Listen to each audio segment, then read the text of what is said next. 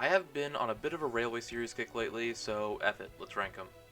I'm only going to be focusing on Wilbert's books 1 through 26. I don't hate Christopher's books, although I do not revisit books 27 plus as much as the original 26. But that's also because there's not a lot to say about them. That's why I'll be going at these pretty rapid fire, because some books don't really have a lot to say. Should go without saying, but this is my opinion, and you will probably disagree with some opinions I have. Also, I should state that I don't think any of these books are bad. Even the worst books on this list I still get enjoyment out of reading. And I have to say, Duck and the Diesel Engine is probably the worst Awdry book. I already know I'm getting hate for this. In terms of individual stories, it's fine. With the exception of Dirty Work, which reflects off the other two stories, Domeless Engine, Pop Goes the Diesel, and A Close Shave are all really fun on their own. However, when trying to combine them into one cohesive narrative, it's a little sloppy. Domeless Engine has nothing to do with the Duck and Diesel stuff, besides City of Troy getting a quick mention in the last story. Pop Goes the Diesel sets up the plot really well with fun antics. Dirty Work is boring. Like, Diesel doesn't do anything, like set stuff up for an accident or anything like that. No, he just tells lies about him. Like, that's it? And Gordon, Henry, and James just believe him, and then Duck gets sent away. A Close Shave gives Duck a redemption, but Diesel gets sent away without any comeuppance. Not that we see, at least. Well, I mean, he kinda does, but it's a bit hollow because we don't see it. He's written out by a single line of dialogue. And if Sir Topham Hatt says he never believed Diesel, then why did you send Duck away? It makes things feel really rushed, and part of me wonders if there is more to Diesel getting sent away, but was written out last minute for a City of Churro appearance. And while I like his inclusion, it affects the rest of the book in my opinion. Also, in terms of character growth, Duck doesn't really have any. You look at him at the beginning and the end of his book, and he's the same character.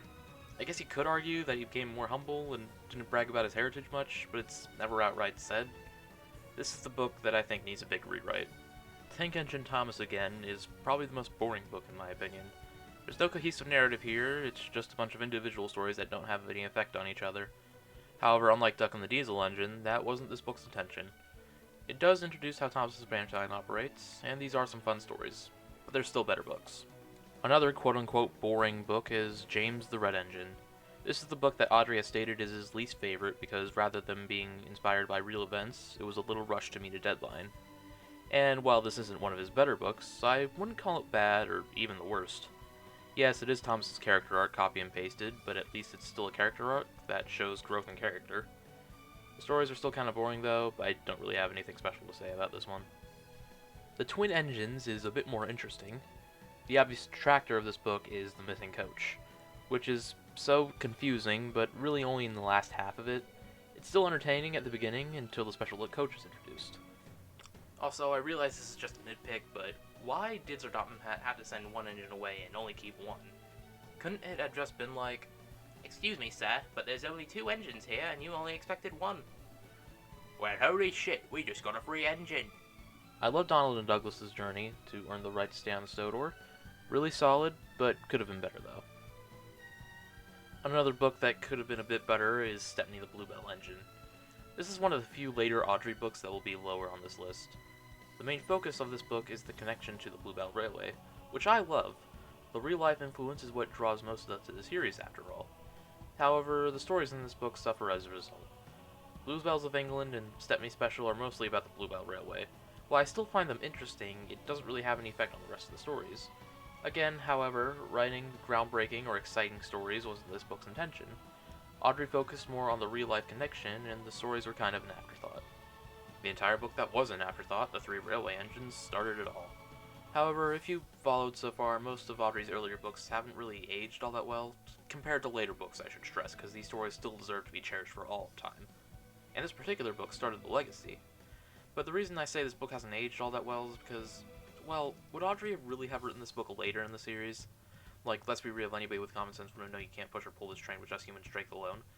But I'll let it slide because 1, the rest of the stories in this book are still wonderful, and 2, Awdry did not know this book would kick off a legacy of books and lore that we still love and cherish to this day. Troublesome Engines is a fun book. Something I like about this one is that you read this book and you immediately understand some of the characters. Edward is the kind and old one, Gordon is the pompous one that holds power over the others. Thomas has only one line in this book, however, you can tell he likes to think he's more important than he actually is. And of course this book introduces Percy. He gets introduced here and gets set up for his spotlight book, Percy the Small Engine. Percy's character arc is a sweet one. Not much more to say other than the stories are quite solid. Henry the Green Engine is a great story. It's about overcoming all adversity, and also, no matter how hard you try at something, you might still fail. But what counts is getting back up again.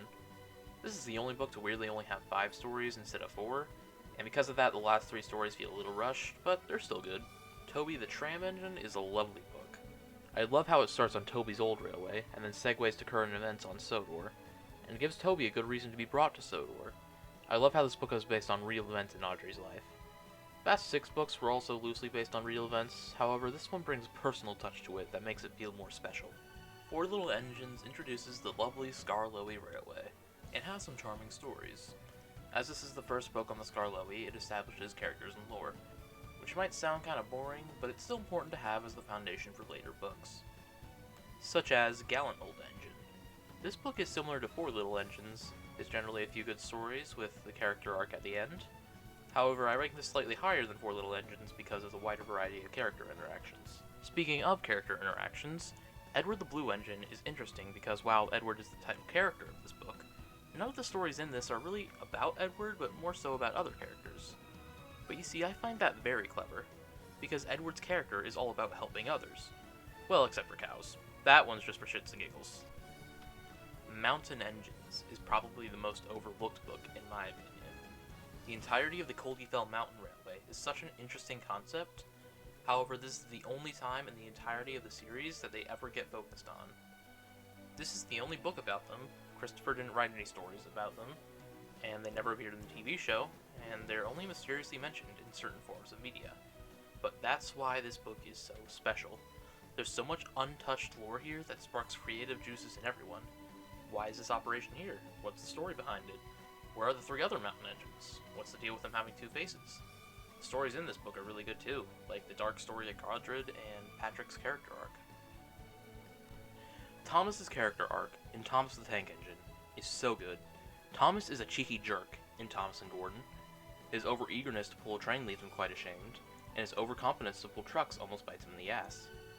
Thomas and the Breakdown Train is where he proves himself. This is probably the most important book in the Railway series.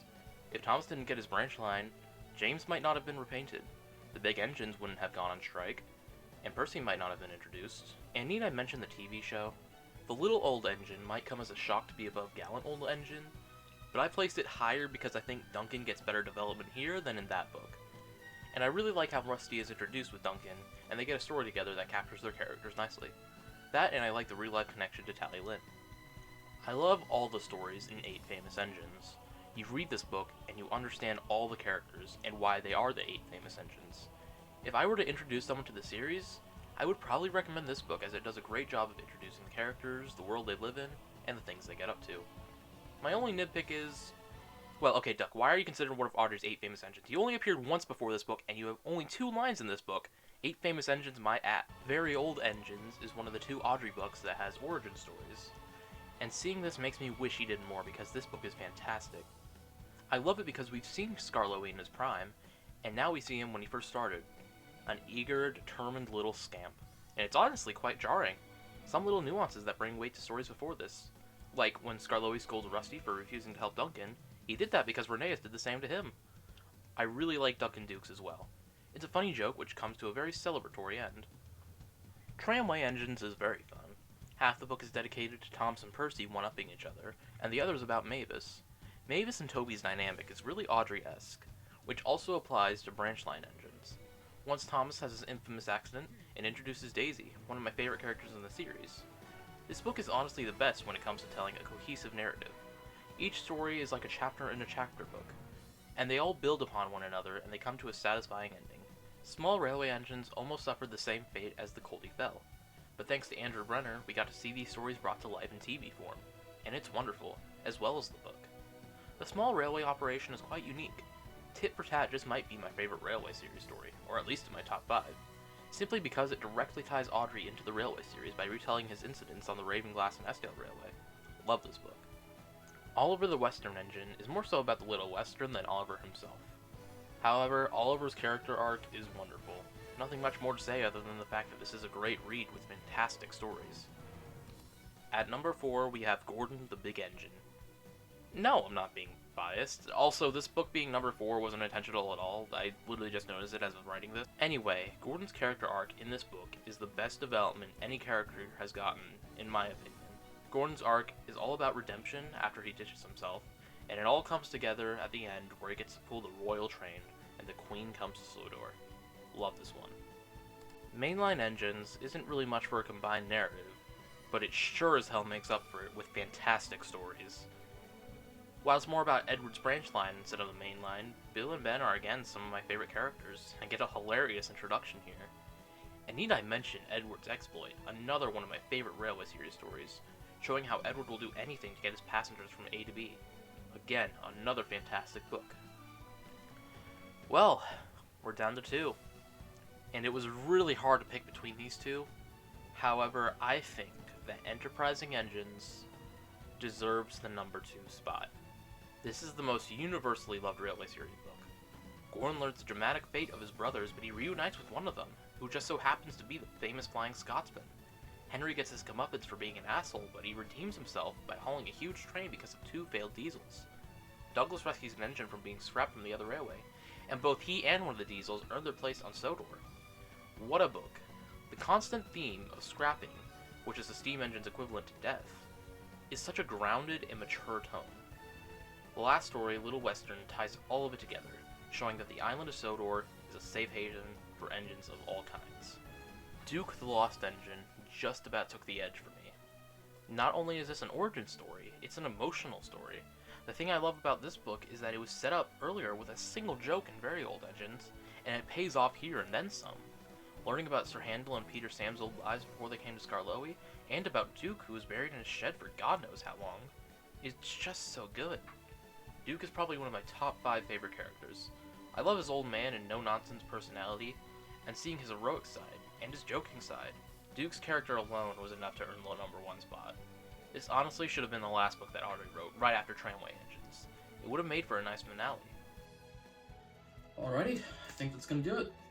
I realize that a lot of the things I said in this video may have seemed really nitpicky, or I may have glossed over this, or spent a longer time than I should have on that. But again, I should stress that this is just my opinion, and yours will probably be different. And I would like to hear your opinion. What are your favorite and least favorite Railway series stories? But either way, I appreciate you taking the time to watch this video, and I'll see you guys in the next one. I don't know why I'm wearing these glasses. I don't wear glasses.